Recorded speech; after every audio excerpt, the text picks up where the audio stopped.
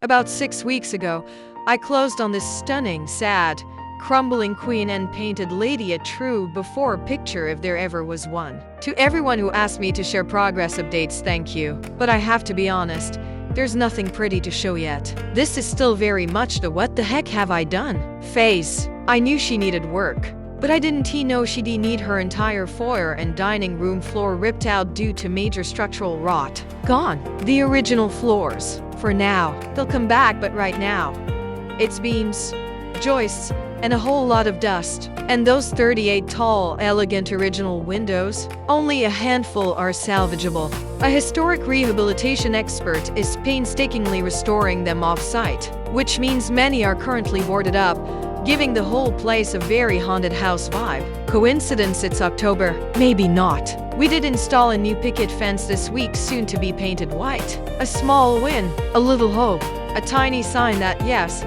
we are moving forward. Right now, this house is a money pit. No, really it's bleeding cash faster than I thought possible. And no, I'm not painting the exterior yet.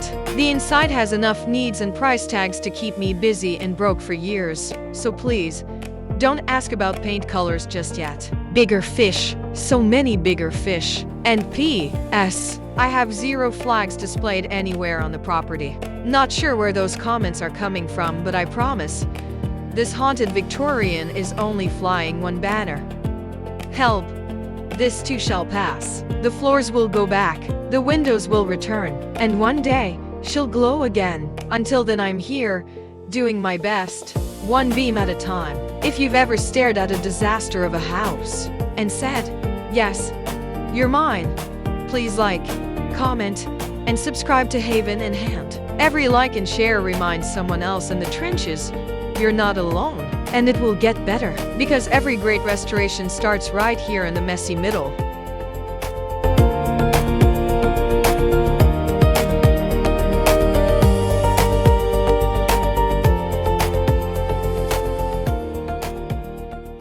This large, circular mansion, tucked deep in the southern countryside, has been abandoned for decades. But it wasn't always silent. In the early 1970s, a woman arrived from Argentina fleeing political unrest, carrying nothing but a passport under a false name, and a single hand-carved wooden box she never let out of her sight. Within 2 years, she purchased this entire estate not in her name, but through a company no one could trace. The neighbors saw her only in glimpses, walking the garden paths at dawn, sitting on the upper balcony, watching the trees sway as if waiting for a signal. And then, there was the window, a new one, installed on the top floor, reinforced glass, facing only the eastern horizon. No explanation, no reason given. Locals whispered she was tracking someone, or something. Every month, without fail, a package would arrive from overseas. She never collected them herself. Instead, a boy from the nearby town was paid handsomely just to leave them at the doorstep.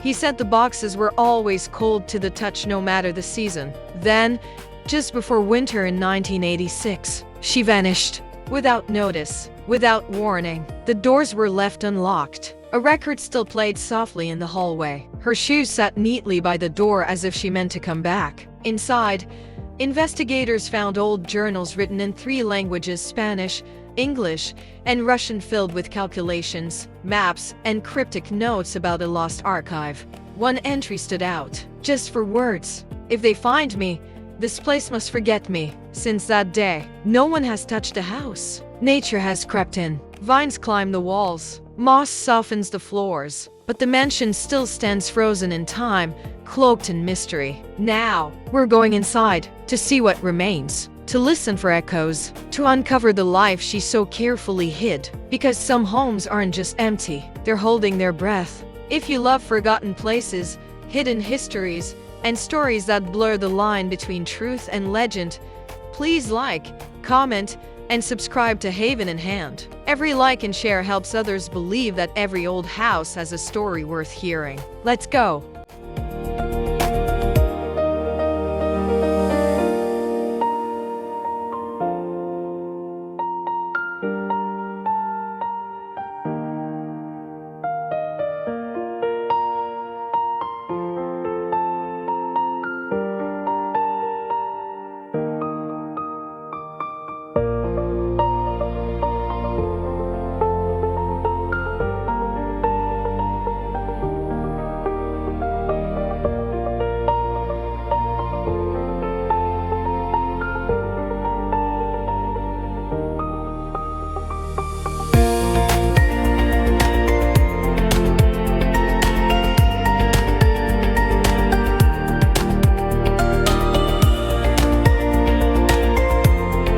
7 years ago I was drowning, not in water, but in grief so heavy I couldn't breathe. My sister had just died at 42, breast cancer.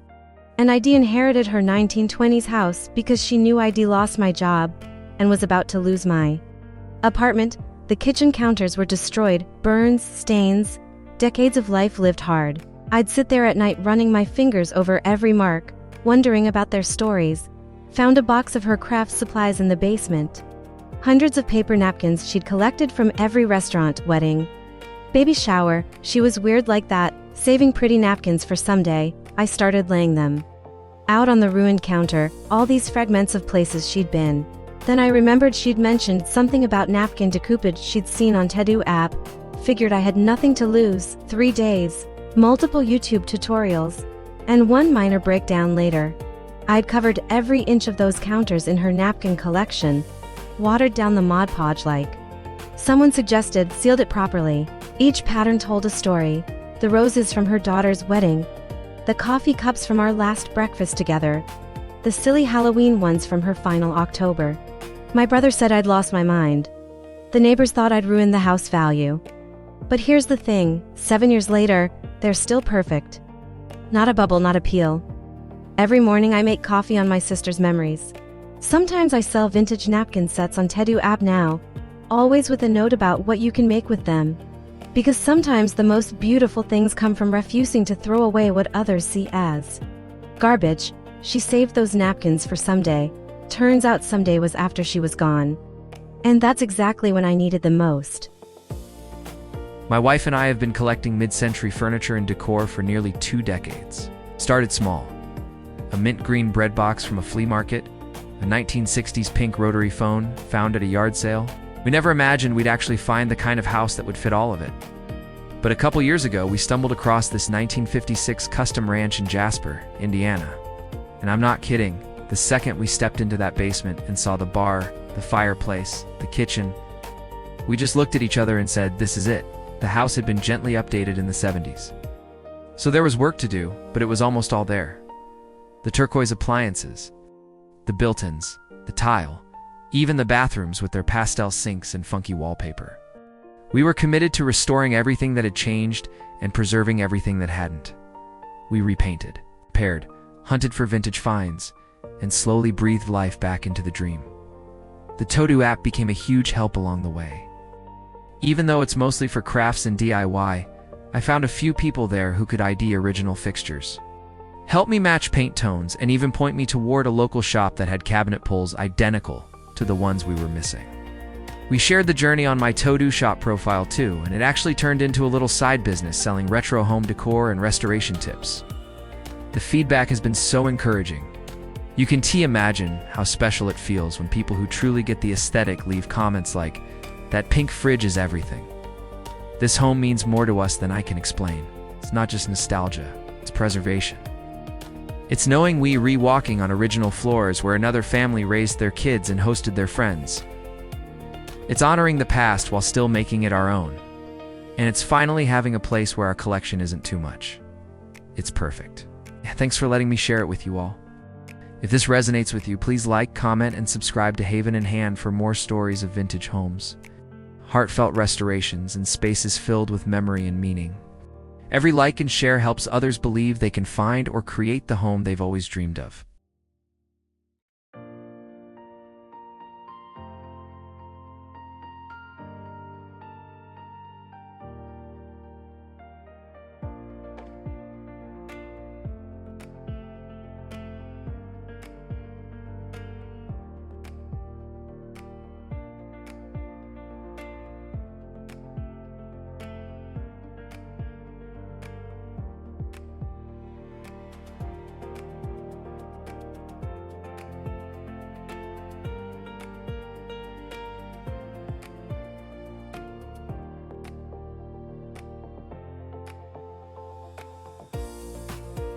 A few weeks ago, another commenter and I were both swooning over a gorgeous tile from the tile bar.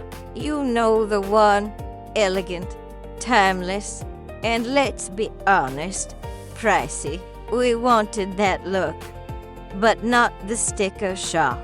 So we went searching and found a beautiful alternative at floor and decor, more affordable, still stunning, and totally doable on our wet bar project. I couldn't reply to her post thanks to Facebook's temporary block, but I wanted to share this update just in case she sees it, and in case you've been looking for a wallet-friendly option too.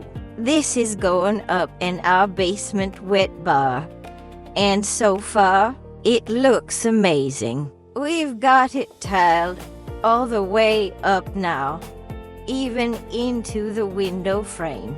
It has not fully grouted or finished yet. Still very much a work in progress, but already the transformation is incredible. Sometimes the best design choices aren't the most expensive ones.